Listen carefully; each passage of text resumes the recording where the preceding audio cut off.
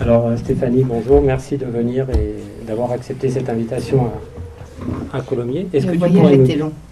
Le voyage a été un peu palpitant, c'est vrai, quelques aventures au démarrage, mais l'essentiel est là, tu es parmi nous. J'en suis ravie.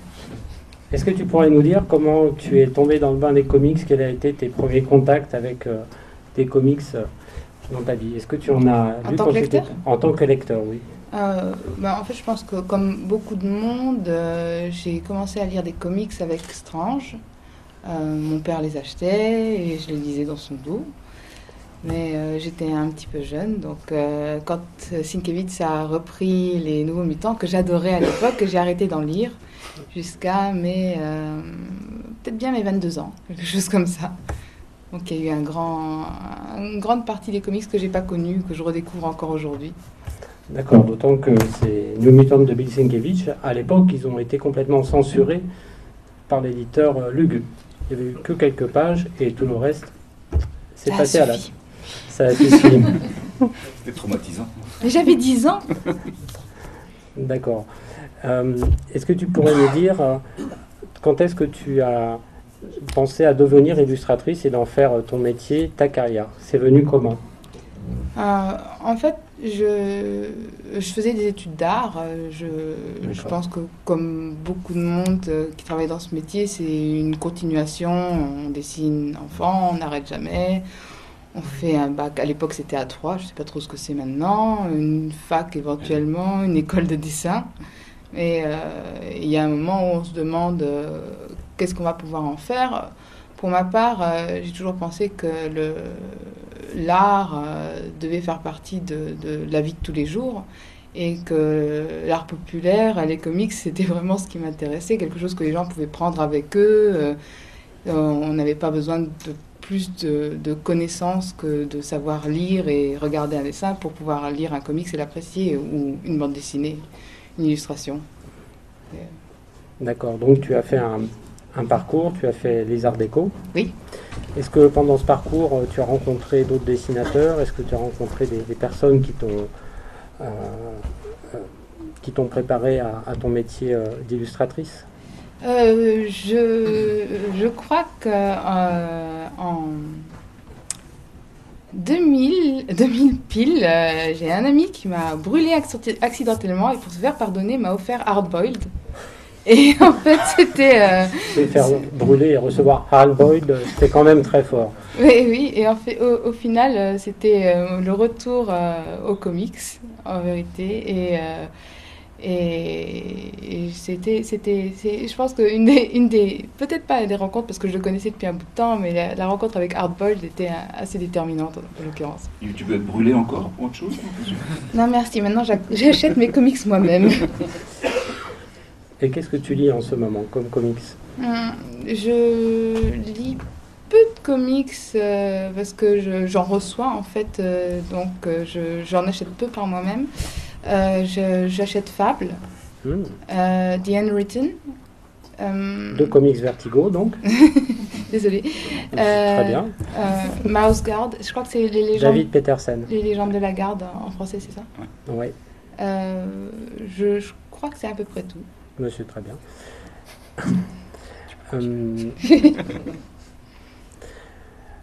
Oui, alors je voulais te demander, donc là tu travailles pour les éditeurs de comics américains, pour Marvel. En grande partie. En grande partie, pour Dynamite notamment.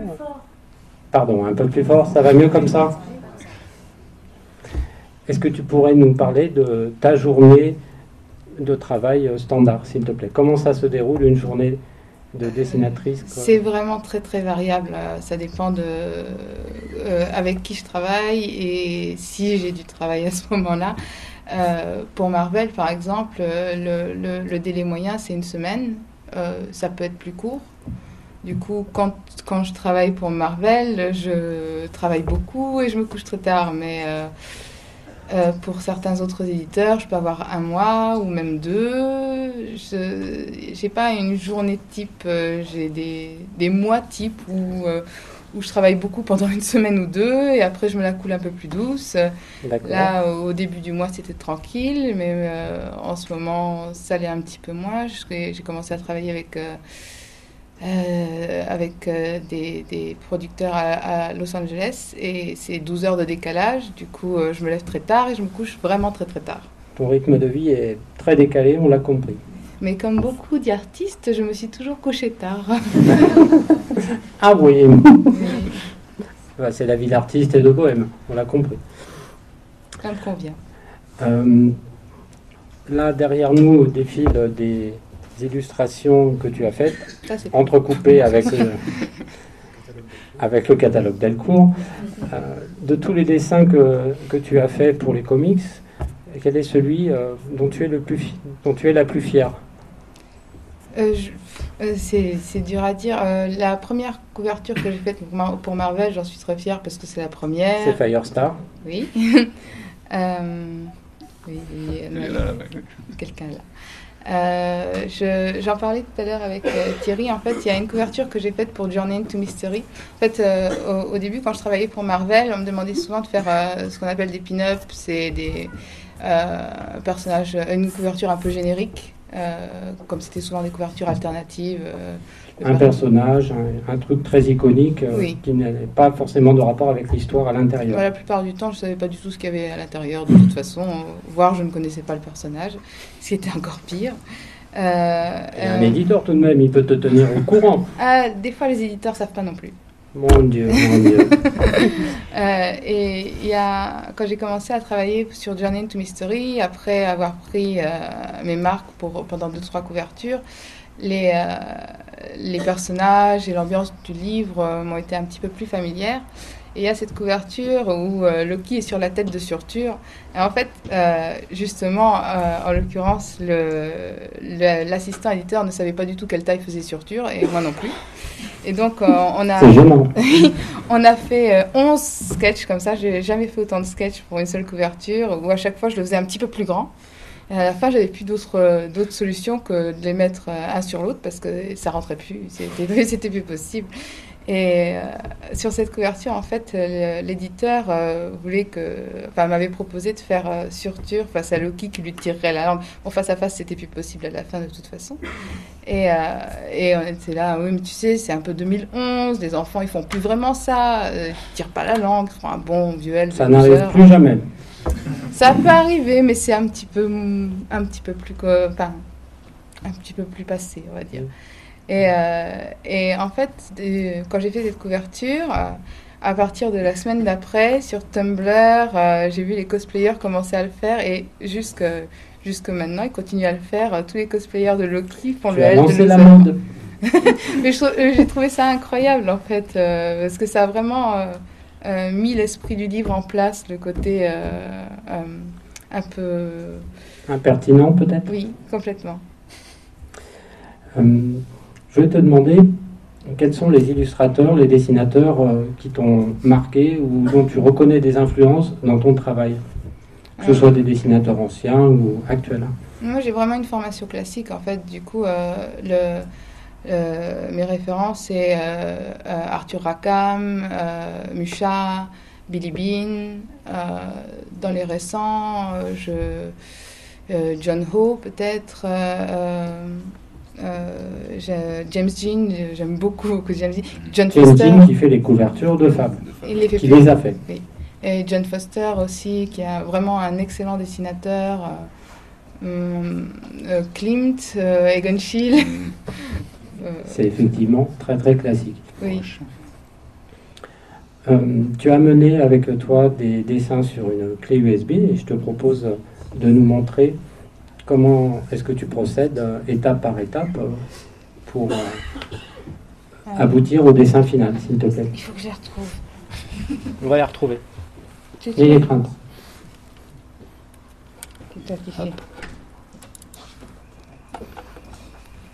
Ah oui. C'est à toi, Stéphanie. Donc oui, j'ai ramené des step by step. Alors, faut pas vous étonner, mais j'ai vraiment des refs très très moches et des éditeurs très compréhensifs.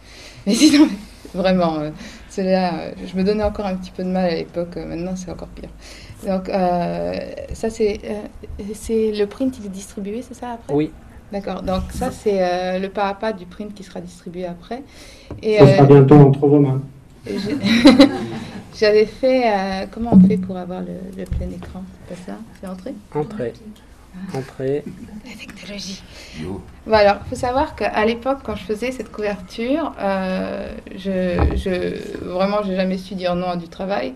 Mais le problème, c'est que je faisais 2 bouclages de bande dessinée en même temps. Je faisais le bouclage d'une BD pour Dupuis et de Ant-Man and Wasp pour Marvel. Et j'avais vraiment pas du tout de temps. Je commençais ma journée de travail. Et là, pour le coup, j'avais vraiment une journée de travail. Je commençais ma première journée de travail entre 9 et 17 heures. Pour les éditions françaises, et à 17h jusqu'à peu près 1h du matin, je travaillais sur ce qui me restait à faire pour Marvel. Et du coup, en fait, l'objectif pour cette couverture, en tout cas, c'était vraiment d'utiliser le moins d'espace possible dans la couverture pour en dessiner le moins possible, parce que je n'avais pas le temps. Mais vraiment pas du tout. C'est moche. Oui. C'est très moche. Non, mais et du coup, je cherchais des éléments graphiques pour utiliser peu d'espace. Donc là, c'était tout noir, c'était bien. La Black Widow, c'est pas mal. Oui. Donc pareil, très très peu de couleurs, vraiment noir, blanc, rouge, bon, ça marche toujours. Et au final, il est vraiment horrible ce ref, mais c'est celui-là qu'ils ont choisi. Et donc, effectivement, l'espace utile dans l'image est vraiment minimal. Donc, voilà. Au début, normalement, je pars souvent d'une base noir et blanc. C'est quand j'ai pas le temps. Quand j'ai le temps, je pars d'une base couleur. Mais quand j'ai pas le temps, je le fais en noir et blanc et je le passe en couleur après. Donc, voilà. Ça va vite, en fait, parce que c'était vraiment un dessin très rapide. Ouais. Oui, Bravo. mais c'est tout. Oui, je ne les ai peut-être pas mis dans l'ordre. Oui, c'était ça. Voilà. Alors, j'ai une simple, question. enfin, il y a 2 heures de travail. Honnêtement, je crois que je l'ai faite dans la nuit. Est-ce que tu pourrais nous dire, avant de nous montrer un autre step by step, est-ce que tu travailles sur une planche avec un crayon et de l'encre après, ou est-ce Non. que c'est tout ordinateur? Oui, c'est depuis un certain temps, je travaille entièrement en peinture numérique. En fait, quand j'ai commencé à faire des couvertures, c'était des couvertures de romans à l'époque. Je faisais encore une grande partie en traditionnel.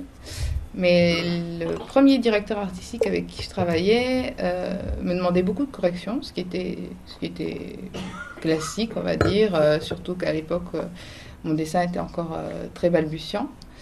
Et ça m'est arrivé d'avoir jusqu'à 24 corrections sur un seul dessin, sur des choses vraiment minimes, genre est-ce que tu pourrais changer la direction du regard? Elle pourrait faire un demi-sourire aussi.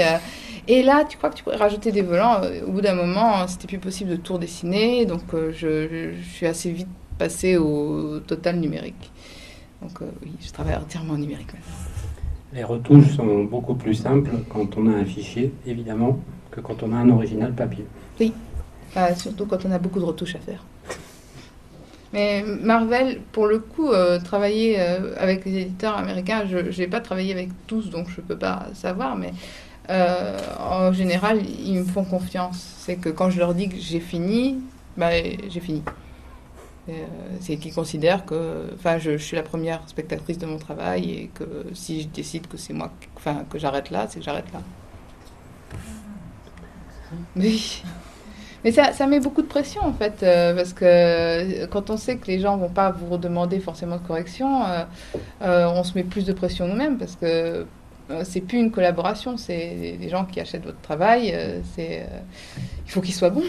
Un point, c'est tout. Oui, oui. Voilà. Merci. Est-ce que tu peux nous en montrer un autre, s'il te plaît? Oui. Faire ça. Alors, hop. Hop. Oui, c'est ça. Alors, c'était la couverture. Alors, je crois que c'était le terrorisme. Je me rappelle plus. C'est un arc pour Journey into Mystery aussi. Et alors, j'avais comme très souvent, j'ai pas beaucoup d'informations sur le livre. Après ça, j'ai pu travailler plus régulièrement avec le scénariste qui m'expliquait mieux ce qu'il y avait dedans, donc je pouvais mieux travailler en fonction. Mais j'avais, les éléments que j'avais sur cette couverture, c'était les Dithir, qui sont des genres de Valkyries zombies, on va dire. qui agresse les cauchemars de Loki, et en même temps il y a... Ah, je me rappelle même plus du nom du personnage, mais c'était tout un truc, et du coup je cherchais, j'avais une ou deux scènes qui m'intéressaient, genre dans le livre, enfin dans ce que j'en savais en tout cas. Les désirs le saisissaient de par-dessous dessus la boue, et il y avait un petit côté, ça faisait longtemps que je voulais faire une image avec un côté un peu sous l'eau comme ça, donc j'ai cherché ce que je pouvais faire autour de ce thème-là. Et normalement là derrière c'est censé être des serpents, ça se voit pas tellement, mais j'avais un éditeur. Oui, bien sûr. L'éditeur, l'assistant éditeur avec lequel je bossais à l'époque était là. Tu pourrais mettre des serpents? Oui, je peux faire ça. J'avais pas très envie. Celui-ci, il faut sursauter. Donc voilà, je cherchais et on est tombé d'accord sur ce concept-là. Et voilà, enfin, mes rêves sont vraiment pas très jolis. Je suis vraiment. Ils n'ont pas vocation à être jolis, ils ont vocation à ce que tu vois quel travail tu obtiendras à la fin. Donc là, en fait, comme j'avais un petit peu plus de temps, effectivement, je pars d'une base couleur. Ce qui m'intéresse plus en général, parce que je trouve que les couleurs sont plus intéressantes quand on les construit vraiment que quand on les plaque dessus du noir et blanc. Donc je crois que c'est pas dans l'ordre. Oui, je les avais mis dans l'ordre. Mais oui, c'est placer les lumières et les couleurs, mais c'est pas dans l'ordre.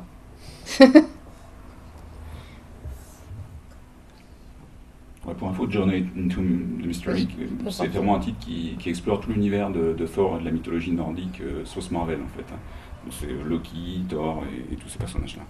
Oui, et le scénariste Kieron Gillen en fait a une écriture qui est vraiment très très agréable pour ce genre de bouquins. Oui, il y a beaucoup de critiques que j'ai lues dessus qui disaient qu'en fait c'est comme du Vertigo d'il y a 10 ans. Hein. Donc c'était du bon Vertigo. Oui, c'est exactement bon ça. Complément.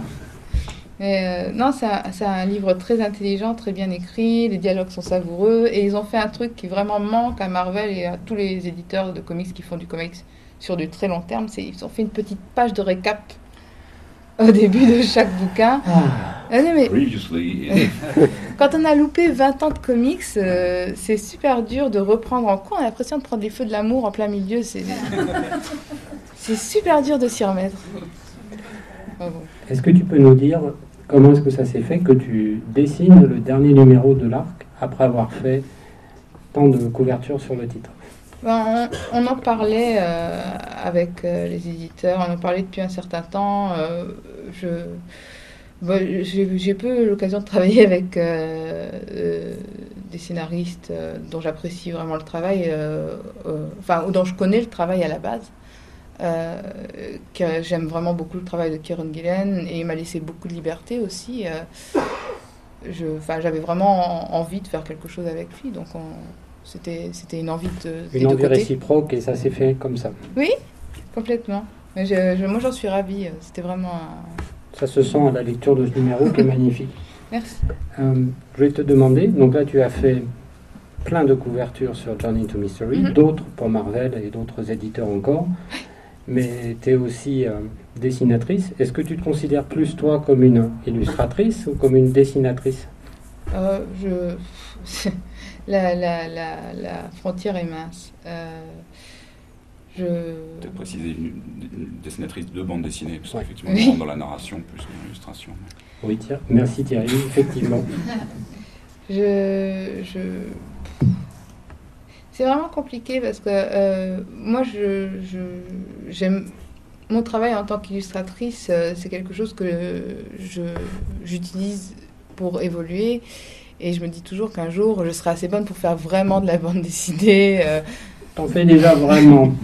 Oui, il y a des projets comme ça que je me garde sous le coude pour quand je serai vraiment bonne. On va en parler après. Oui, faire des illustrations de couverture me permet d'apprendre beaucoup de choses que j'ai négligées pendant mon enseignement artistique, on va dire, ou juste que j'ai pas eu l'occasion d'apprendre sur... tu veux dire que tu dormais pendant les cours, quoi. Enfin, j'ai séché beaucoup de cours. Mais la folle vie étudiantine. je les aurais pas séchés si j'avais eu des cours de peinture classique, par exemple. Pour cette couverture-là, en fait, ma référence, c'était Norman Rockwell. Et je trouve ça fantastique, en fait, qu'on me donne l'occasion de pouvoir étudier Norman Rockwell tout en faisant une illustration qui va être publiée. Alors, est-ce que ça va apparaître dans l'ordre? C'est parce que c'est dans l'ordre dans le dossier. Hein. Est-ce que c'est double clic? Oui, c'est ça.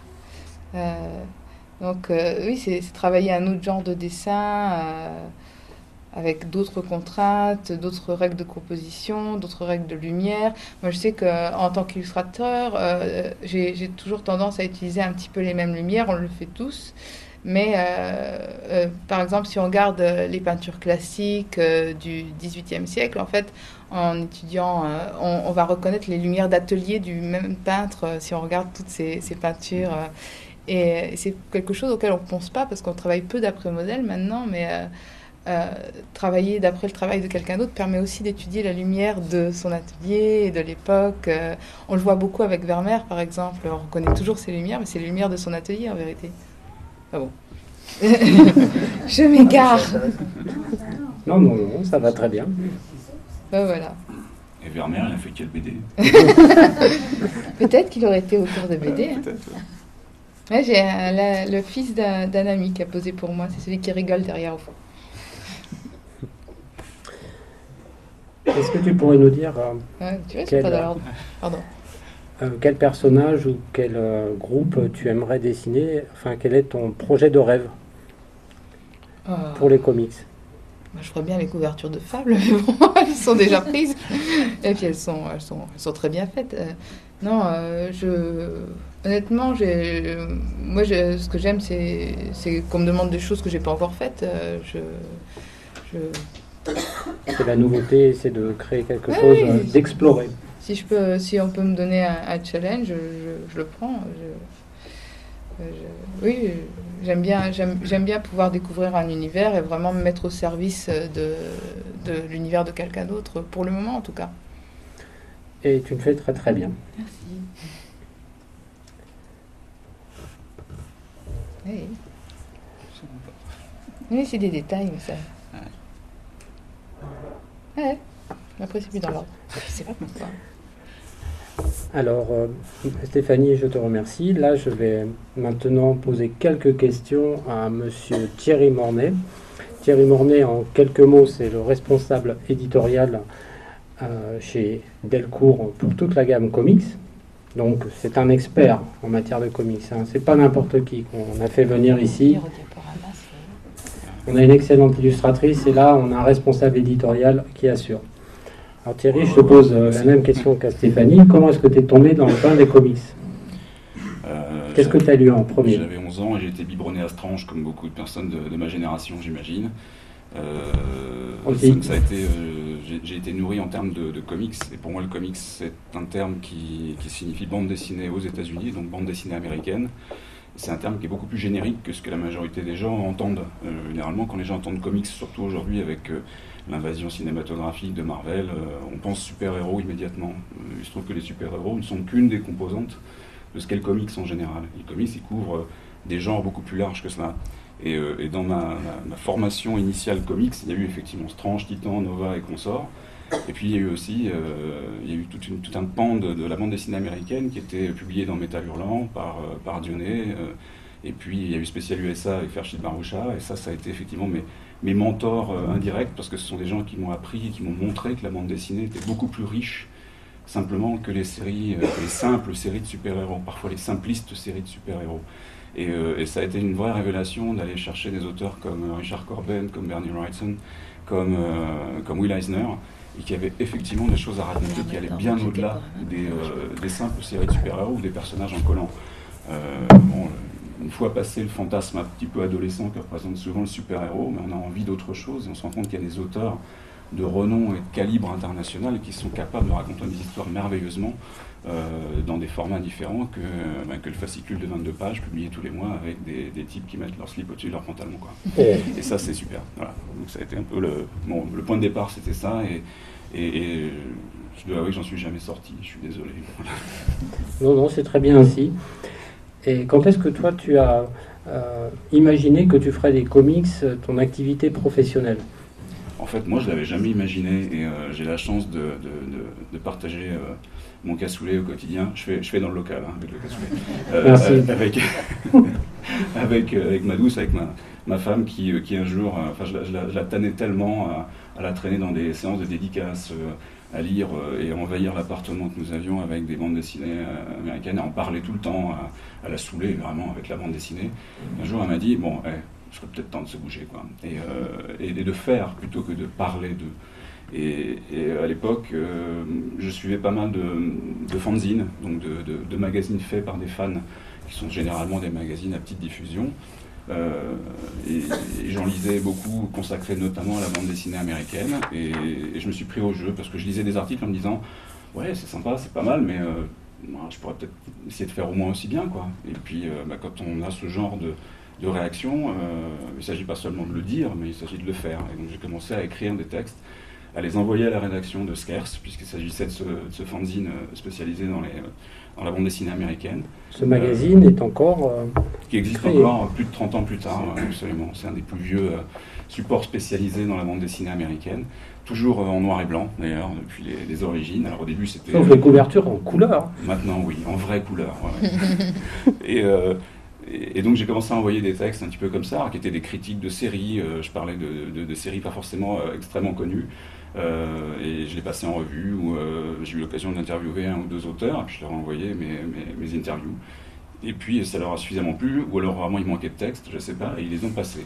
Voilà, et les types m'ont contacté. Alors petit à petit, j'ai pris un rôle plus actif dans l'association qui gérait ce fanzine, et puis pendant quelques années, j'ai collaboré, participé activement, tout ça, à Scarce. Et puis voilà, ça me permettait moi d'avoir mon petit point d'entrée sur les coulisses en fait du comics que je continuais à lire. C'était il y a combien de temps? C'était quand j'étais très très jeune en fait. Non, ça c'était il y a maintenant entre 15 et 20 ans. Ouais. Pendant cette période Scarce, tu as dû rencontrer plein de professionnels. Est-ce qu'il y en a qui t'ont vraiment beaucoup marqué? Oui, j'en ai cité quelques-uns tout à l'heure, mais il y a Ferchid, avant tout Ferchid Barmoucha, qui pour moi est la personne qui a vraiment ouvert en grand les vannes de la bande dessinée américaine en France. Alors pour l'anecdote, pour en avoir discuté avec lui, Ferchid, il est venu presque à la bande dessinée américaine, je ne vais pas dire par hasard, mais il se trouve qu'il était commandité par Jean-Pierre Dionnet à l'époque, qui avait monté Métal Hurlant, et Jean-Pierre était déjà fan de bande dessinée américaine, mais n'avait pas forcément le temps de se déplacer, d'aller aux États-Unis pour chercher des histoires, des images et des choses comme ça. Et donc il a demandé à un moment donné à Ferchid d'aller faire un tour aux États-Unis. Et Ferchid est allé, il a rencontré pas mal de personnes. Alors c'est l'époque où il a été d'ailleurs membre et participé pour les connaisseurs aux Krusty Bunkers. Alors les Krusty Bunkers, c'était un groupe d'encreurs. Avec Neil Adams, Mike Kaluta, Bernie Wrightson. Pas mal de monde. Enfin bref, il a grenouillé dans ce milieu un petit peu interlope de la bande dessinée américaine. Et il est revenu en fait en France avec des dizaines d'histoires qu'il est arrivé pour présenter à Jean-Pierre Dionnet, qui auraient dû être des histoires publiées dans Métal Hurlant à l'époque. Mais Jean-Pierre lui a dit « Oula, garçon, moi j'en prends 2-3, ça m'ira bien, ça suffit. » quoi. Et il y a eu quelques histoires, effectivement, de comics américains ou de bandes dessinées américaines publiées dans Metal. Et Ferchid s'est retrouvé avec un paquet de planches comme ça, de mecs comme Corben, comme Wrightson, comme Neil Adams, mais que Jean-Pierre lui a pas acheté en fait. Donc c'est un petit peu comme ça que par accident Ferchid est devenu éditeur quoi finalement. Donc il a lancé les éditions du fromage, il a lancé pas mal de maisons d'édition, certaines qu'il a plantées, ça c'est pour le fun, et puis d'autres sur lesquelles il est parti en faisant des choses qui étaient extraordinaires. Enfin, j'ai encore dans mes collections personnelles les albums qui datent de 25-30 ans de ce qu'a fait Ferchid à l'époque, et moi ça a été absolument génial de découvrir ça. Donc voilà, ça c'est un de mes... Ouais, ça reste probablement mon gros mentor. Ouais. Alors toute la période Scarce, c'était bien gentil, mais ça ne te payait pas tes factures, j'imagine. Non, j'avais un vrai travail. Voilà. Avant la bande dessinée, j'avais un vrai travail. Un métier honnête. Oui. Non, effectivement, je faisais tout ça absolument en parallèle du reste, c'est-à-dire entre 3 et 5 du matin, et quand on est passionné, on compte pas son temps, on y va. Et puis, cette expérience dans Scarce a fait un jour que je reçois un coup de téléphone d'une personne qui qui collaborait avec le groupe Tournon, qui venait de faire l'acquisition des éditions Semic. Alors Semic, c'était tout simplement l'émanation des anciennes éditions Lug. Alors Lug aussi, pour les passionnés, c'est un nom qui évoque quelque chose. Hein. Un peu, oui. C'est une maison d'édition un peu mythique basée à Lyon et qui a publié Strange, Titan, Nova, justement, qu'on évoquait tout à l'heure. Et je sais pas, visiblement, ce que j'avais fait dans ce cast les avait suffisamment intéressés ou marqués pour qu'ils me proposent à ce moment-là de rejoindre l'équipe de Semic et de reprendre en charge le catalogue. Donc j'ai dû réfléchir un quart de seconde avant de dire oui. Et ensuite, j'ai mis 3 jours à dire à ma femme que j'avais démissionné de mon job précédent. Ouh là là là. On a tous ces titres l'acheter. Voilà, bon, aujourd'hui, on ne regrette pas, ni elle ni moi, et ça s'est vraiment passé comme ça, quoi. Et la deuxième anecdote à ce sujet-là, c'est quand j'ai appelé mon père pour lui dire que j'avais changé de job, et je lui dis voilà, papa, je vais bosser dans la bande dessinée. Il y a eu un blanc au téléphone, un truc qui dure 4-5 secondes, mais qui semble une éternité. Et derrière, il m'a dit, et c'est réel, il m'a dit mais tu vas être payé pour ça, quoi. Merci papa. Et donc voilà, ça s'est passé comme ça. Je suis arrivé chez Semic. C'était un moment un peu spécial pour Semic, puisqu'il venait de perdre la licence Marvel peu de temps auparavant. Oui, un an auparavant, effectivement, Semic avait... Marvel / Panini avait décidé effectivement que l'ensemble des séries Marvel seraient dorénavant éditées en France par cette structure italienne qui s'appelle Panini, jusqu'alors spécialiste avant tout des images autocollantes de football en particulier. Et non, faut le préciser, parce que ce n'est pas sale. Ce n'est pas ça. Non, c'est bien. Et en fait, je me suis retrouvé avec un catalogue qui partait un petit peu dans tous les sens. Enfin, il y avait pas mal de séries Image, mais c'était aussi sur la période un peu où Image prenait un petit peu de l'essor. Il y avait des séries qui commençaient un peu à dater avec une forme de qualité réelle. C'était Spawn, c'était Darkness, c'était des studios comme Topco aux États-Unis. C'est l'époque aussi où j'ai eu l'occasion de pouvoir retravailler sur un petit peu l'ensemble du catalogue DC Comics et notamment des séries Vertigo. Parce que, avoir la chance d'introduire en France des séries comme 100 Bullets ou Fables, ça s'est fait à ce moment-là. Ouais. Losers, enfin pas mal de titres qui aujourd'hui sont des titres qui marchent bien et qui sont passés entre temps dans les mains de Panini, puis de Média Participation, enfin bref, ça on s'en fiche. Ça a été un vrai bonheur de pouvoir reconstituer, retravailler sur un catalogue en le teintant à la fois de passion et puis en se disant bah tiens, on est un petit peu en toute humilité les héritiers des éditions Lug qui ont fait connaître les comics Marvel en France. Mais on va essayer de passer à une étape autre, puisqu'on n'a plus accès à Marvel, mais il y a peut-être autre chose de vraiment bien à présenter au lectorat français issu de la bande dessinée américaine. Il y avait quelque chose de nouveau que tu as fait chez Semic, c'est justement les Semic Books, c'est l'arrivée des TPB version française à cette époque-là. Ouais, bravo.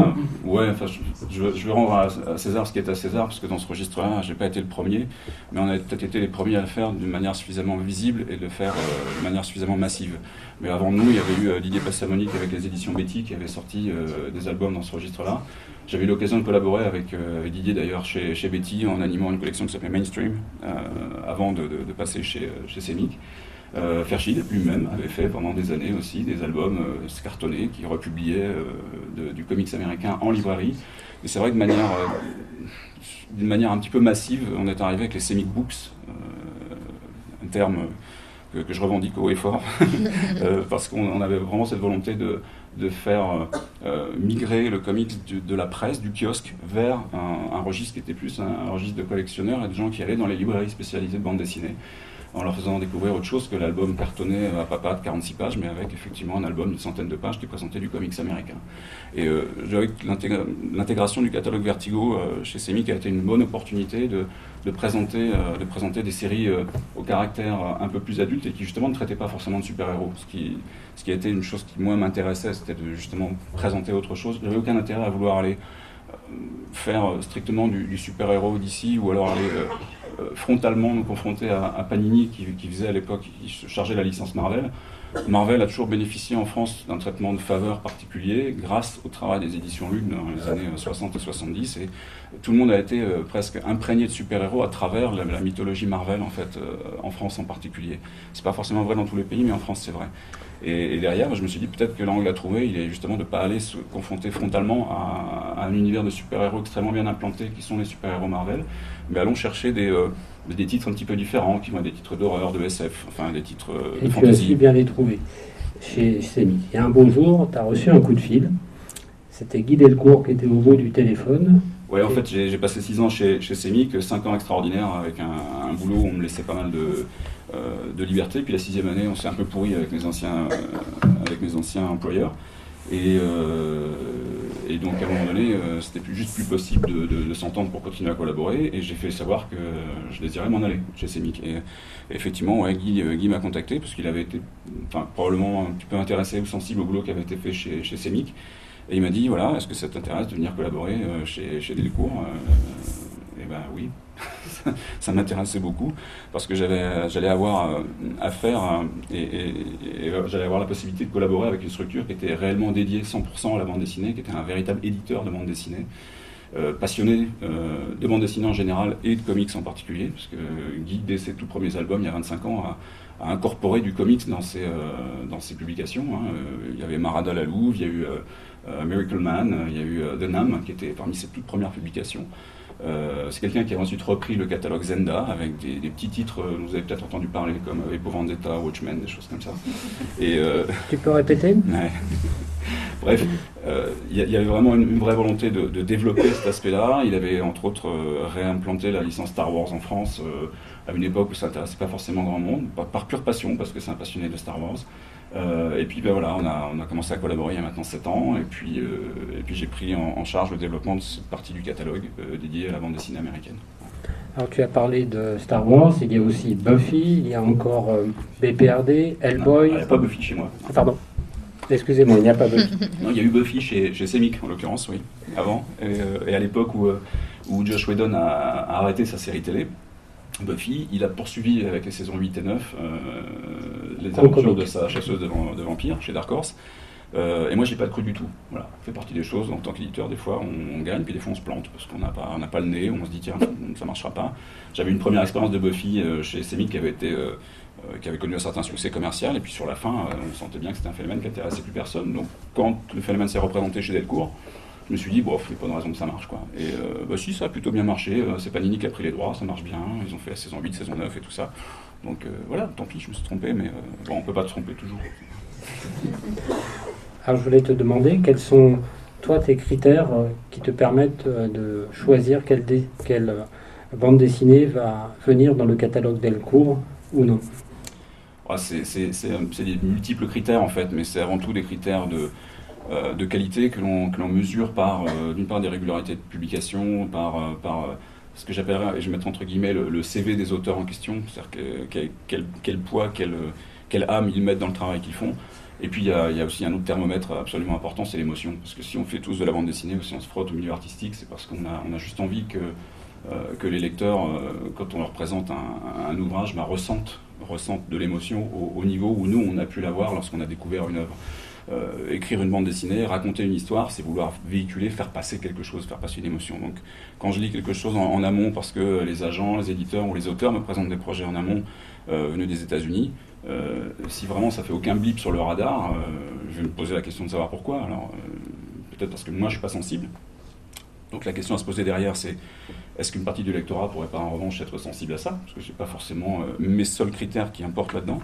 Mais généralement, oui, on essaie de passer par ça. Il y a des gens qui savent très bien raconter des histoires et on en ressent quelque chose de je sais pas, de puissance. C'est difficile à décrire en fait, mais il y a une vraie envie, il y a une vraie, je sais pas, ça réveille la passion, l'envie. On a envie de présenter ce travail et de le faire connaître à d'autres personnes. C'est le plaisir de transmettre quelque chose absolument. Qui t'a touché toi à un large public.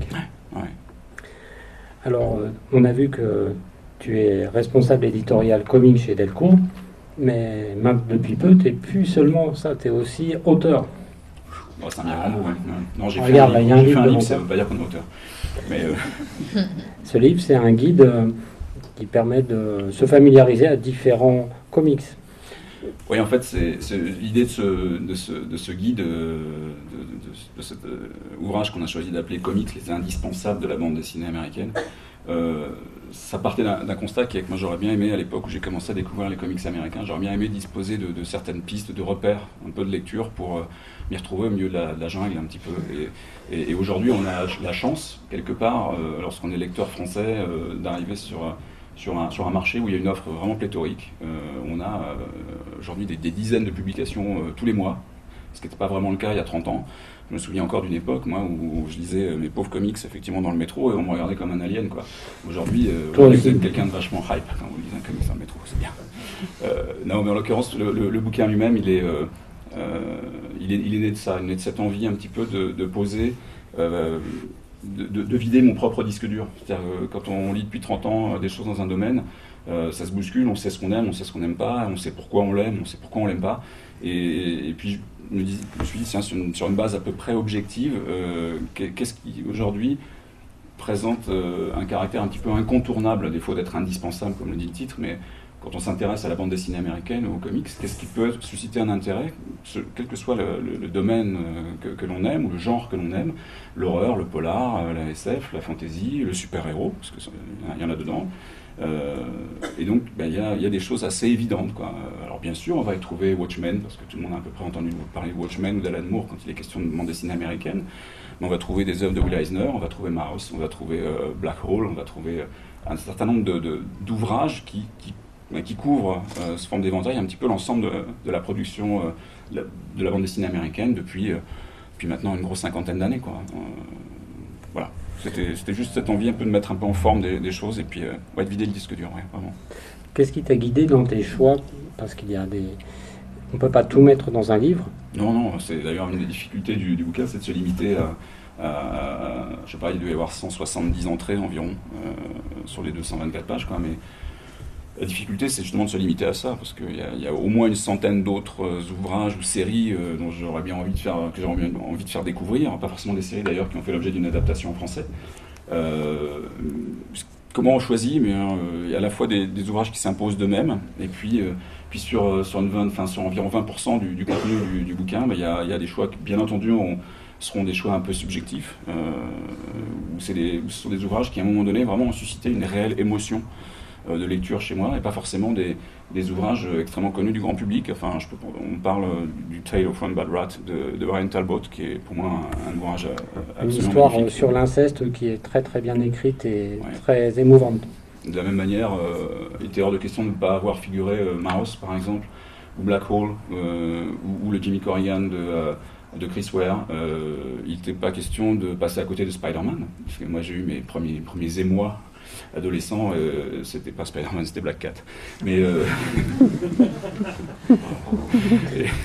ou Black Widow, justement. Mais, c'est pas le seul. Black Widow aussi. Spider-Man.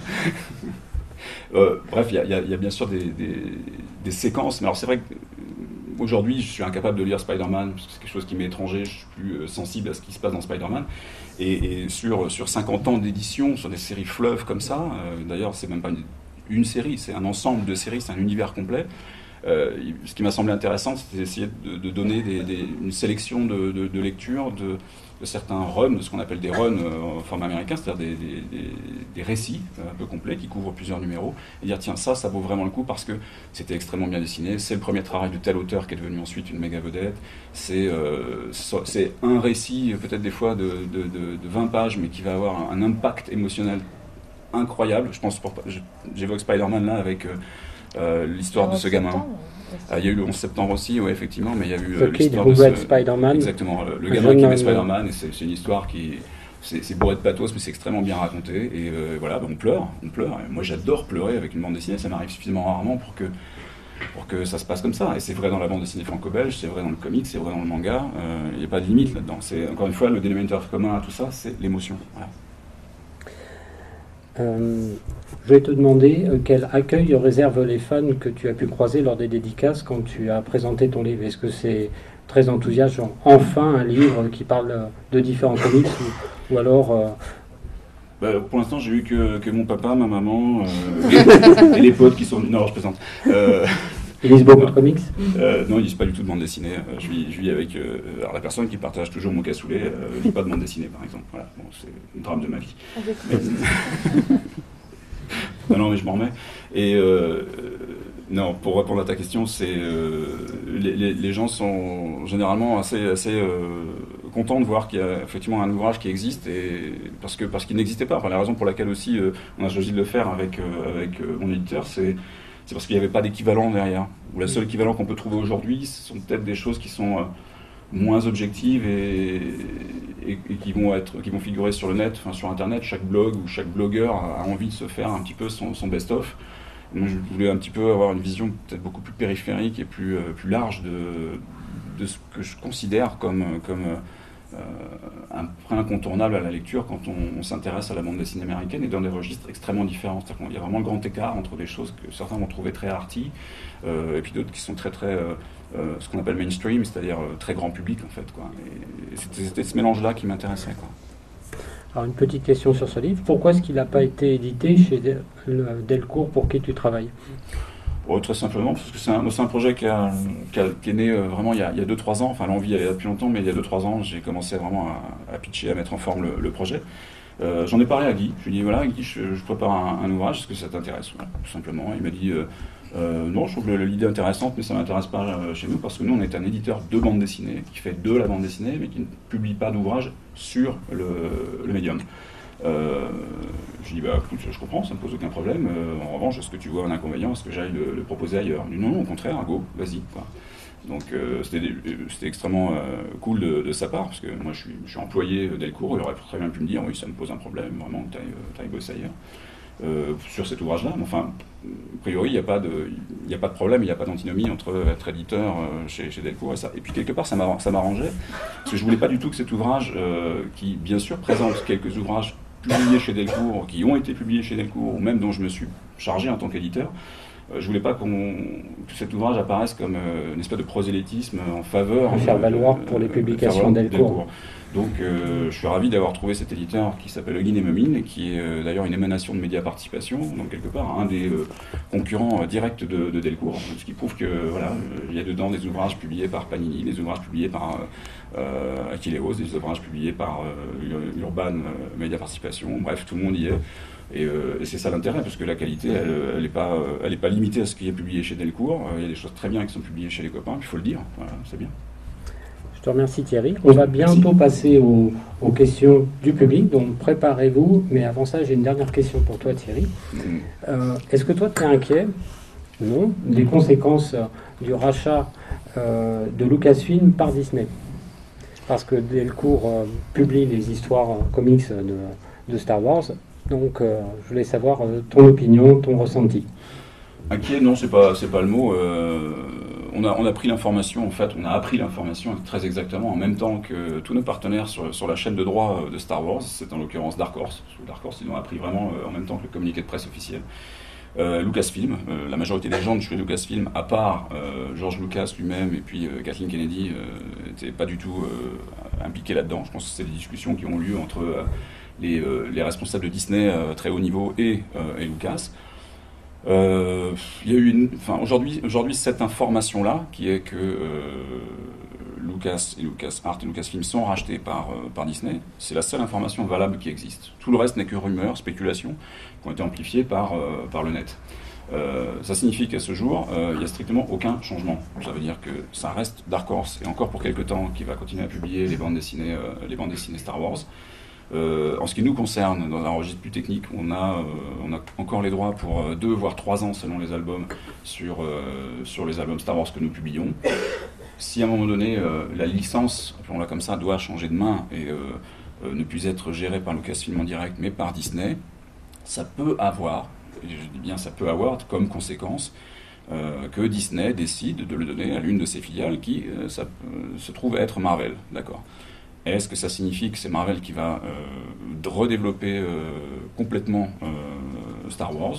Possible, mais dans ce cas-là, ça ne rendra pas forcément cette licence inaccessible pour nous en termes d'achat de BD Star Wars pour la France. Bref, on a encore pas mal de temps pour réagir par rapport à ça. À ce stade, tous les scénarios sont possibles. Oui, absolument. Puis il y a tellement de spéculations et bon, on est dans des registres qui sont un peu des registres de business. Et puis au-delà de l'affolement du moment, faut être juste conscient d'une chose, c'est qu'on maîtrise absolument rien. C'est pas nous, c'est une décision qui va être descendante, venant de mecs qui vont prendre des décisions sur lesquelles on n'aura aucune prise. Donc voilà, attendons de voir quoi. Enfin, c'est la peur évite pas le danger. Voilà, business as usual quoi, c'est tout. On avait paniqué un peu aussi quand Marvel avait été racheté par Disney, mais au final, ça n'a pas changé grand-chose. Il y a 2-3 personnes qui ont démissionné, mais... Ouais, alors je sais pas si c'est Ça a dû porter les oreilles. Non, en revanche, ce qu'il faut dire, c'est qu'il y a eu des antécédents de transferts comme ça de licences. Lorsque Disney a racheté Pixar, par exemple, il se trouve qu'aux États-Unis, c'était un éditeur qui s'appelle Boom Studio qui disposait de la licence Pixar en bande dessinée. Et du jour au lendemain, effectivement, Disney rachetant Pixar, ils ont retiré la licence d'exploitation des séries Pixar en bande dessinée à Boom pour les filer à Marvel, qui n'a strictement rien fait. Voilà, bon, ça c'est comme ça, mais c'est arrivé dans d'autres exemples. Je suis pas là pour tirer sur l'ambulance Marvel, c'est pas un problème. En plus, ils payent des factures, c'est bien. Ah oui. Bien. Merci Thierry et merci Stéphanie. On va passer aux questions du public. Donc, je vous pose la question, mesdames, messieurs, est-ce que vous avez des questions à poser? Oui.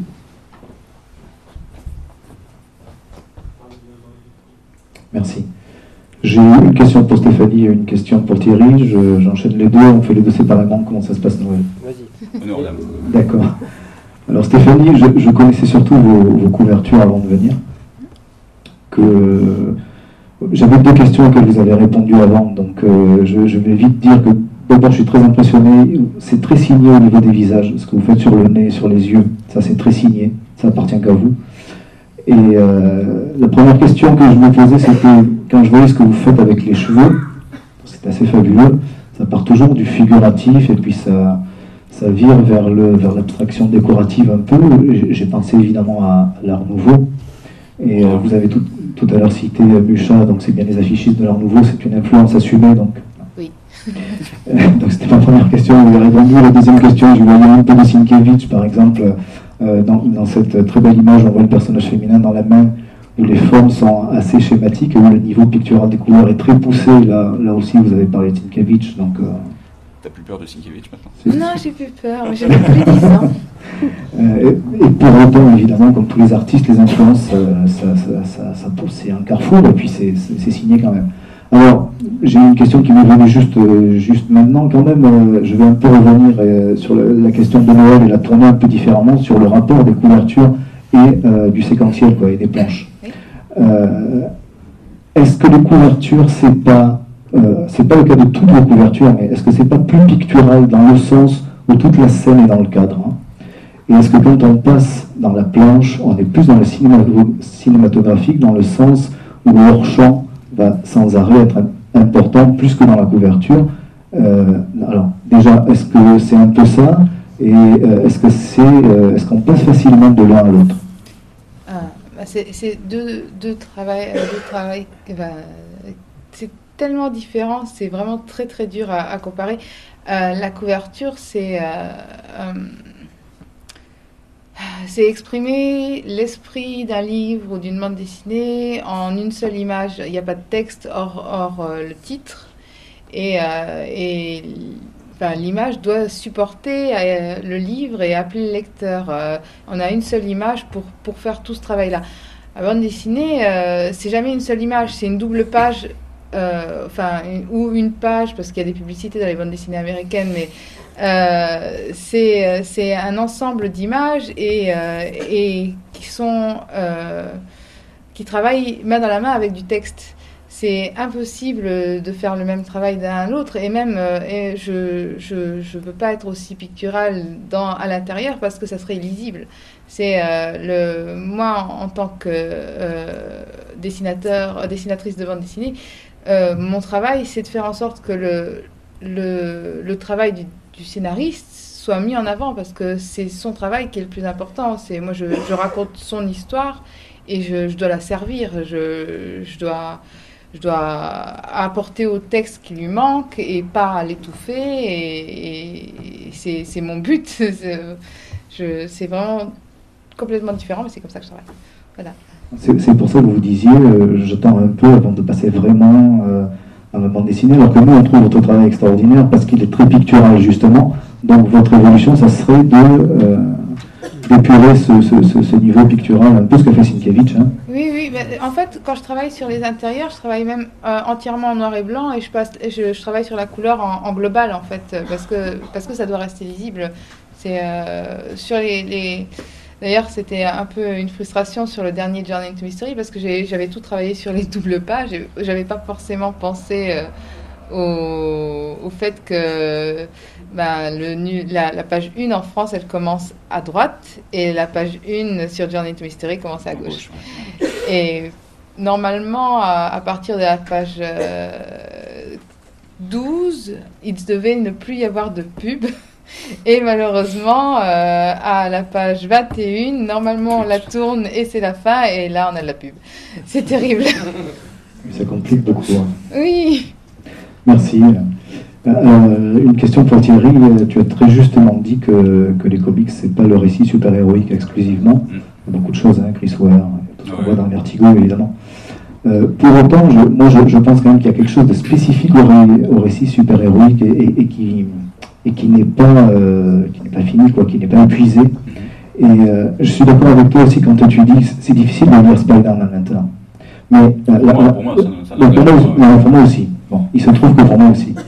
Et j'ai à peu près le même parcours de lecteur que toi. Mais est-ce que Invincible, je prononce à la française, est-ce qu'Invincible, c'est pas un regard sur Spider-Man? Et ce regard-là, est-ce qu'il n'est pas devenu intéressant? Est-ce que c'est pour ça que tu as... Oui, j'ai choisi de publier. Tu as choisi de publier, oui. Oui, absolument. Enfin, moi, c'est une série que qui m'a redonné un petit peu la foi dans les récits de super-héros, on va être très clair. Lorsque Kirkman est arrivé, il ne s'est jamais caché du fait qu'il avait été lui aussi biberonné, non pas à Strange, mais en fait aux séries Marvel, et à Spider-Man en particulier, dans les années 60, 70, 80, et faire Invincible pour lui, pour lui, c'était ça, parce qu'on en a parlé ensemble, il me l'a dit, mais derrière, le publier en France, c'était une manière pour moi d'amener un personnage qui était dans le même esprit d'un jeune garçon qui part à la découverte d'une puissance super-héroïque et des pouvoirs extraordinaires. Et il y avait le même cheminement intéressant que moi m'avait plu dans les premiers Spider-Man. Enfin, Spider-Man, au départ, c'est un kéké avec des pouvoirs qui le dépassent et qui ne fait pas forcément ce qu'il faut. Invincible, c'est exactement la même chose, quoi. C'est un minot qui se retrouve un jour investi d'une puissance physique extraordinaire et qui se plante un peu dans la manière de gérer ça. Et c'est une belle allégorie sur l'omnipotence et sur le fait du pouvoir qui peut corrompre ou pas, quoi. Toute personne aujourd'hui disposant d'un pouvoir, et je ne parle pas cette fois-ci de pouvoir super-héroïque ou autre, mais l'actualité est empreinte de ça. Je veux dire, un pouvoir politique, un pouvoir autre, il y a un grand danger à vouloir en abuser et à mal en user. Voilà. Et c'était cette approche-là dans Invincible, très très fraîche, en même temps qu'elle apportait aussi une dose de violence graphique qui m'a sadiquement attiré aussi, parce que c'était assez intéressant d'avoir ce registre d'un trait extrêmement frais, et puis aussi d'une violence explicite, en fait, et j'ai trouvé que c'était une tonalité intéressante, et ça m'a donné envie de publier cette série, parce que pour moi c'était un petit peu le Spider-Man des années 2000. Ouais. C'était des grandes trouvailles. Voilà, merci. Mais merci Bernard. Il ne faut pas se méprendre sur le rôle de l'éditeur, moi je suis juste une caisse de résonance, en fait, et nous, on n'est rien... Elle résonne bien, alors. Non, mais on n'est rien sans, en amont, le travail des auteurs, et il ne faut jamais l'oublier, et on n'est rien sans les lecteurs qui derrière achètent nos bouquins. Voilà. Entre les deux, on est... Est-ce que d'autres personnes veulent poser des questions? Oui.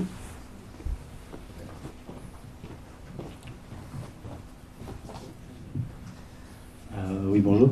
Donc, je me pose des questions par rapport au mode de travail au niveau du comics aux États-Unis. Parce que je sais à peu près bien comment ça marche en France, mais j'ai déjà été assez surpris de voir que pour les couvertures, vous ne saviez pas spécialement forcément ce qu'il y avait dans le bouquin et qu'on ne vous informait pas là-dessus. Non, mais il y a une raison à ça, c'est que les couvertures elles doivent être dans les previews 3 mois avant. Le dessinateur, en général, il a tout juste commencé et il est loin d'avoir fini. Les pages sont pas faites, le pitch est tout juste fait. Non, mais j'entends bien que c'est des contraintes. Enfin, c'est des contraintes, on va dire, économiques et dues au rythme de publication, je suppose. Mais comment ça se passe dans les relations avec le scénariste? Quelle forme de travail vous arrivez à avoir en commun? Est-ce que les découpages sont hyper calés, par exemple, ou pas? Est-ce qu'il y a un mode de fonctionnement qui est très différent, on va dire, de la relation scénariste et dessinateur en franco-belge, quoi? Moi, j'ai jamais travaillé sur des séries. Enfin, le dernier volume de Journey into Mystery, il a été construit longtemps à l'avance. Il peut même se lire tout seul. J'ai eu 3 mois pour le faire. C'est exceptionnel, ça arrive jamais normalement. Donc, elle a beaucoup de chance, Stéphanie. Oui, j'ai beaucoup de chance. Donc, en fait, je peux difficilement répondre à votre question. Tout ce pourquoi j'ai travaillé aux États-Unis, ça a été dans ces conditions-là, soit des one-shots, soit quelque chose pour lequel on m'a commissionné longtemps à l'avance. Peut-être un élément de réponse là-dessus par rapport à des personnes que j'ai rencontrées, des auteurs. Et il se trouve qu'il y a souvent, dans le cadre des grosses maisons d'édition en particulier, le rôle de l'éditeur est aussi un rôle de barrière qui ne met pas forcément en relation le scénariste et le dessinateur. D'accord ? Il y a eu une époque, c'était réellement une volonté de contrôle et de maîtrise par l'éditeur maison en fait, du flux d'informations entre scénaristes et dessinateurs. Ce sont des choses qui ont un peu évolué, qui ont pas mal changé depuis une dizaine d'années avec l'évolution et le développement d'Internet, clairement. Mais auparavant, il y avait réellement ça. Il y a beaucoup de dessinateurs qui ont souvent été extrêmement frustrés de ne jamais rencontrer le long d'une carrière les scénaristes avec lesquels ils ont travaillé, quoi. Il faut se souvenir, juste pour l'anecdote, que Jack Kirby a rencontré Joe Sinnott, son encreur préféré sur les Fantastic Four, une fois que leur carrière à tous les deux était quasiment terminée, quoi, alors qu'ils ont bossé pendant des décennies ensemble, quoi. Voilà. Il y a un fonctionnement un peu similaire dans l'édition jeunesse en France. Jeunesse, probablement, ouais. Mais pour de la BD, moi, ça me paraît complètement assez alien, quoi. Bah, c'est alien parce que ça va un peu à l'encontre de la qualité du produit. Aujourd'hui, et Stéphanie l'a très bien dit tout à l'heure, il ne faut pas oublier une chose, c'est que la bande dessinée, c'est une fusion entre du texte et de l'image. Donc ça peut être le travail d'une seule et même personne lorsqu'on est auteur complet, mais la majorité du temps, on a effectivement une équipe artistique qui est très belle couverture de Paul Renaud, d'ailleurs. On a une équipe artistique qui est constituée d'un scénariste chargé effectivement du texte, voire d'une partie de la narration, et d'un artiste qui est un dessinateur chargé de mettre ça en image. 1 plus 1 égale 3 quand les gens travaillent vraiment ensemble, quoi, quand ils sont capables effectivement d'échanger, de faire vraiment fusionner leurs talents respectifs, quoi, pour donner un résultat qui sera bien meilleur que si jamais on cloisonne l'un exclusivement à l'écriture de son texte et l'autre exclusivement au dessin de ses pages, quoi. Oui, et connaître le scénariste, enfin, pour le peu d'expérience que j'ai eu là-dessus, ça fait une grosse différence quant à la confiance. Je sais que Kieron m'a vraiment fait beaucoup confiance sur le découpage. Par exemple, certains scénaristes, en France aussi, n'hésitent pas à carrément découper le truc et faire des schémas. Ouais. On a peu de liberté. Le fait de connaître Kieron et que lui connaisse mon travail lui a permis de me laisser aussi de la liberté et de me faire confiance parce qu'il connaissait mon travail en tant qu'artiste séquentiel. Alors ça évolue beaucoup aux États-Unis depuis maintenant quelques années sous l'impulsion et le développement des éditeurs indépendants. C'est-à-dire que moins on travaille effectivement sous licence et sous contrôle d'un éditeur, plus les équipes artistiques sont capables de se constituer en publiant chez Dark Horse ou chez Image aujourd'hui sous un principe de creator-owned, c'est-à-dire que les auteurs restent maîtres de leurs droits. On a souvent un principe qui se rapproche du mode de fonctionnement qu'on peut connaître sur la bande dessinée franco-belge, avec une équipe artistique, scénariste plus dessinateur, qui va se constituer avant même que le projet existe. Contrairement au fait de travailler sur Marvel et DC, où c'est un éditeur qui va aller recruter un scénariste dans un coin et un dessinateur dans l'autre pour les faire travailler ensemble. D'accord ? Là, avec Image aujourd'hui, ben, les projets naissent conjointement entre le scénariste et le dessinateur pour qu'ils prennent vie ensuite. Et donc la circulation d'informations, là, s'opère effectivement de manière beaucoup plus libre que c'était le cas auparavant d'une part, ou que lorsqu'on travaille sous licence. Merci Thierry. Est-ce que quelqu'un veut poser une autre question ? Ouais. J'arrive.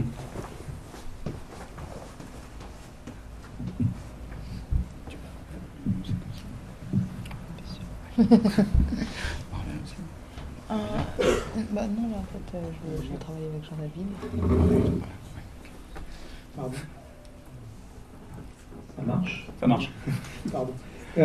En fait, j'ai 2 questions, une spécifique de fan et une un peu plus générale pour Thierry Mornay. Et puis déjà, j'ai eu le livre pour l'anniversaire, merci. Bon, merci à vous. Non. Ouais, je peux refaire ma cuisine maintenant, c'est génial. Alors, la question spécifique de fan, c'est un ami qui m'a fait découvrir il y a longtemps Nexus de Mike Baron et Steve Rude. Steve Rude.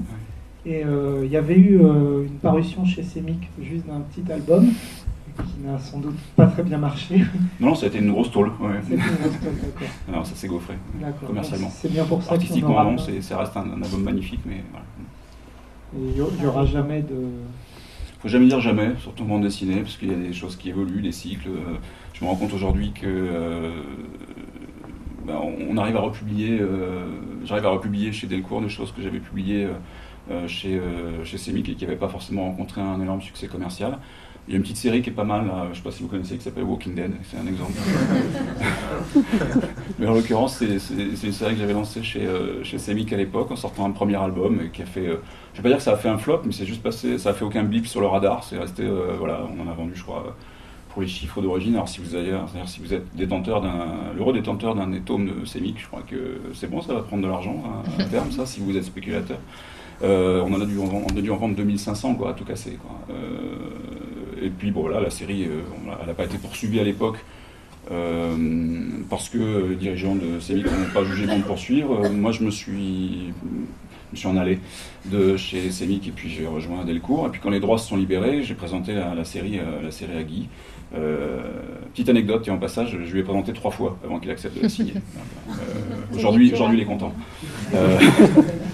C'était tiré le tout premier tirage de Walking Dead chez Semic, où on a dû faire 3000 exemplaires à l'époque, tu vois. Finalement, c'était pas un mauvais C'était pas si mal que ça, non, mais bon, voilà. Ouais. Après, quand on l'a repris chez Delcourt, on a sorti le tome 1 et le tome 2 conjointement, avec un tirage de 4 à 5 000 exemplaires, je crois. Et puis aujourd'hui, on est pour le tome 1. C'était avant la série ? C'était bien avant la série, ouais, puisque ça remonte à 2007, je crois qu'on en a repris chez Delcourt. Et aujourd'hui, on est à plus de 150 000 exemplaires du tome 1. Et puis merci beaucoup à vous, parce que c'est une série qui rencontre le succès par l'engouement qu'elle suscite, par le bouche à oreille que vous véhiculez, et puis par la qualité intrinsèque de cette série. Je continue à la défendre pour ses qualités, qui est vraiment un feuilleton fleuve extraordinaire. Ça joue beaucoup aussi qu'elle soit adaptée, évidemment. Et bien sûr, oui, ça n'a pas desservi la série bande dessinée, que la série devienne aussi un succès télévisé sur AMC, téléchargé à outrance par tout le monde, bien sûr. C'est bien fait, hein ? Ouais, c'est bien fait. Ouais. Donc, on était parti de Nexus, je crois. Mais c'est juste pour illustrer le fait que parfois, il faut arriver... la même série, je sais pas, là, en l'occurrence, à 5 ans de différence, va faire un flop dans un cas, va faire un succès dans l'autre. Ça rend très très humble parce qu'on n'a pas... on peut se planter une fois et puis avoir raison une deuxième fois avec la même chose. C'est un certain nombre de facteurs qu'on ne maîtrise absolument pas. Parce que si on connaissait la recette, on l'appliquerait à chaque fois, on serait tous les maîtres du monde, ce serait génial. Et ça ne marcherait pas. Non, puis ça serait ultra chiant, quoi. Ce qui est intéressant dans ce métier aussi, c'est la partie... c'est le choix, le petit truc qui va faire la différence à un moment donné qu'on ne maîtrise absolument pas. C'est le facteur X, c'est génial. Il y a des mutants dans la Et salle. vous parliez de téléchargement. Ma deuxième question qui était... Il n'existe pas le téléchargement. Il n'existe pas le Il n'existe téléchargement. pas. Et, du coup, pour la bande dessinée numérique, il y a une application. Moi, je suis, parce qu'au bout d'un moment, quand on lit les comics, on finit par les lire en américain, en anglais. Parce qu'on est accro, ouais. Voilà, c'est ça. Et depuis quelque temps, je me suis mis à une application qui s'appelle Comixology, où on peut acheter légalement déjà et lire les comics. Mm-hmm. Et en parallèle, il y a aussi apparemment une offre illégale qui s'est aussi formée. Et je voulais savoir si en français, ça va arriver pour les comics aussi, pour pouvoir les lire de manière légale, en fait. Alors ça existe d'ores et déjà, mais dans une moindre mesure. C'est-à-dire qu'il y a quelques portails aujourd'hui qui existent par l'intermédiaire d'Hachette en tant que distributeur, pour parler purement de la BD numérique, parce que ça reste quelque chose qui nous intéresse. On ne peut pas ne pas s'intéresser à ça, puisque c'est un marché naissant. J'ai personnellement la conviction que c'est un marché qui va se développer en parallèle du marché livre, et qui ne va pas forcément avoir un impact absolument terrifiant sur les ventes de livres, parce qu'on est dans une culture, en France en particulier, une culture où le livre a une énorme importance. Moi je considère que le bouquin est l'objet créé par l'humanité le plus noble jamais existant, parce que ça renferme de la connaissance, et ça on n'a encore rien fait d'aussi beau que ça. Au-delà de ces considérations-là, la partie numérique, on s'y intéresse, et il existe un portail créé par Média Participation qui s'appelle Isneo, Et aujourd'hui, Hachette propose aussi une offre bande dessinée et comics en particulier, que vous pouvez trouver sur iTunes ou via Google, où il y a des supports comme celui-ci. Comixologie, Joker. Joker, attendez 15 jours. Non, je plaisante, il n'y a pas de... On va obligatoirement... Il y aura des offres ou des choses qui vont exister, c'est probable. Je ne veux pas... ne pas dire des choses pour faire semblant de les dire, c'est pas du tout ça. C'est qu'on a obligatoirement une transposition assez évidente qui s'opère, en particulier avec le format comics, d'accord, et la narration comics. Je ne parle pas forcément de bande dessinée franco-belge ici. Et il y a un côté assez naturel aujourd'hui à pouvoir lire sur un support numérique, une tablette en particulier, une page de comics. C'est presque le même format. C'est quasi exactement le même format, ouais, tout à fait. Donc il y a aujourd'hui, par exemple, Walking Dead est disponible au format numérique sur iTunes, par exemple, quoi. Et on a fait des ventes phénoménales en numérique. Je crois qu'on a dépassé le cap en plus d'un an de 1000 exemplaires vendus de Walking Dead, Thomas. Pour vous dire qu'il y a une grosse crainte à avoir pour le papier. Voilà, ça prouve justement que c'est aujourd'hui un épiphénomène. Ça ne veut pas dire que ça ne va pas grandir. Mais on est, juste pour quelques chiffres qui permettent de situer le phénomène numérique de la vente. Alors je prends l'exemple de Walking Dead parce que c'est la série qu'on évoquait sur papier avant. On se rend compte que déjà le pourcentage de 1000 exemplaires par rapport aux 1000 exemplaires du tome 1 en format numérique par rapport aux 150 000 exemplaires en version papier, ça donne déjà une idée de l'échelle. En un an, je dis bien. Donc c'est vraiment des mini-flux vraiment ridicules. La bande dessinée numérique, la vente de bande dessinée numérique, pour une lecture aujourd'hui, sur tablette, ça représente 1%, légèrement au-dessus d'1% en France, sur les ventes de bande dessinée. Aux États-Unis, on est quasiment à 15% aujourd'hui du marché. Parce que l'équipement en tablette et en support numérique est beaucoup plus large, parce que les portails existants, notamment Comixologie que vous avez évoqué, sont devenus extrêmement puissants en 2 ans. Et les applications sont bien faites, les applications des éditeurs sont très bien faites. Ouais. Les applications sont très bien faites. Certains éditeurs ont même développé leurs propres applications, c'est le cas d'Arc Horse, Marvel ici, ouais, absolument. Et puis il y a un autre phénomène, c'est qu'ils ont beaucoup moins d'excellents libraires de librairies spécialisées aux États-Unis, à la fois en quantité et en qualité, que ce qu'on peut trouver en France, d'accord. Donc c'est hyper important de continuer aujourd'hui à soutenir un libraire local ou d'aller acheter ses bouquins dans un libraire qui pourra vous conseiller. Non, mais c'est une évidence, quoi. Quand on voit effectivement la catastrophe que ça peut être aujourd'hui de distribuer des livres dans d'autres pays qu'en France, il faut continuer effectivement à aller acheter ses bouquins et pas forcément aller céder à la facilité qui consiste à commander sur Amazon, même si c'est simple, c'est vrai. On a la chance d'être protégé par la loi Langue depuis maintenant une trentaine d'années, qui fait que le livre est un objet dont l'éditeur fixe le prix, contrairement à d'autres pays. Et cette loi Langue, elle a permis à toute une industrie, éditeur d'un côté, auteur de l'autre, libraire et circuit de distribution inclus, de continuer à être aussi importante, intéressante et bien structurée telle qu'elle peut l'avoir aujourd'hui en France. Ça, c'est extrêmement important. Ça y est, j'ai fini ma politique. Nous allons prendre une dernière question et après ce sera le moment de se dire au revoir pour cette deuxième rencontre. Oh non. Eh oui. Une dernière question rapide. Quelqu'un? Non?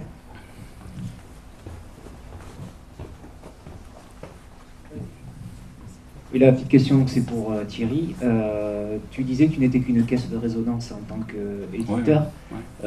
Je pense quand même que tu as fait un petit peu plus que ça, parce que tu as quand même réussi à mettre le pied à l'étrier pour certains artistes français. Je pense en particulier à Stéphane Roux, qui a commencé chez toi en faisant des couvertures, si je ne me trompe pas, et qui maintenant travaille toujours chez toi, mais de manière un peu indirecte, puisque... il publie chez Dark Horse, qui est repris par Star Wars. Effectivement, au début des années 2000, chez Semic, on a eu la chance de pouvoir permettre à des tout jeunes auteurs de faire leur premier pas. Il y a un élément qui est un peu catastrophique aujourd'hui en France, c'est l'absence de prépublication ou de magazines permettant d'accueillir la prépublication. Quand on repense à des supports comme Métal Hurlant à l'époque, à suivre ou Pilote, ces magazines présentaient un énorme avantage, au-delà de la simple prépublication des grandes séries connues qui, elles, derrière passaient en album, Blueberry et compagnie, c'est qu'elles permettaient aussi à des jeunes auteurs de faire leurs premières armes sur des récits courts, de 5-10 pages et autres. Et ça n'existe plus en France parce que la presse de prépublication a disparu, quasiment la presse BD a vraiment disparu, elle ne fait plus qu'aujourd'hui post-publier ou pré-publier des séries qui existent déjà en album. Et en arrivant chez Semic il y a maintenant une petite quinzaine d'années, j'ai eu la chance de pouvoir travailler sur autre chose que des pockets, que les comics, pardon, qui étaient les petits formats des pockets. Et trouver là-dedans un espace de liberté pour faire travailler des très jeunes auteurs. Bon, c'était le premier boulot. Et oui, Louis, Stéphane Roux, Jean-Marie Minguès, à la fois, enfin, d'un côté pour des très jeunes auteurs, les frères Perru, ont pu être publiés pour la première fois. Et je suis particulièrement ravi et fier parce que c'est des gens qui ont pris confiance à ce moment-là. Moi, je suis persuadé que c'est des gens qui avaient suffisamment de talent pour, de toute façon, finir par éclater un jour et faire ce boulot d'auteur de bande dessinée. Derrière, ça peut permettre des fois d'aller un peu plus vite et de prendre confiance en ayant ces premières pages publiées, même si elles sont, quand ils les regardent maintenant, ça leur fait horreur. Tout le monde a un regard sur ses premiers boulots en disant « Oh mon Dieu, j'ai fait ça à l'époque, c'était pas beau ». Mais c'est vachement important d'avoir cette première marche, ce premier moment où on va permettre, en tant qu'éditeur, à un auteur de réellement sortir de sa coquille et de se dire tiens, je suis publié pour une première fois, j'ai passé un dessin, j'ai passé une histoire courte de 5 pages, de 10 pages, j'ai écrit mes premiers scénarios et voilà, c'est une manière de mettre effectivement le pied à l'étrier, c'est une énorme fierté, ouais, bien sûr. Puis c'est surtout devenu des potes et une famille professionnelle et ça c'est super important. Ouais. Voilà, on arrive au terme de cette rencontre et je vous propose d'applaudir très très fort Thierry et Stéphanie qui sont à grande joie de donner des bravo.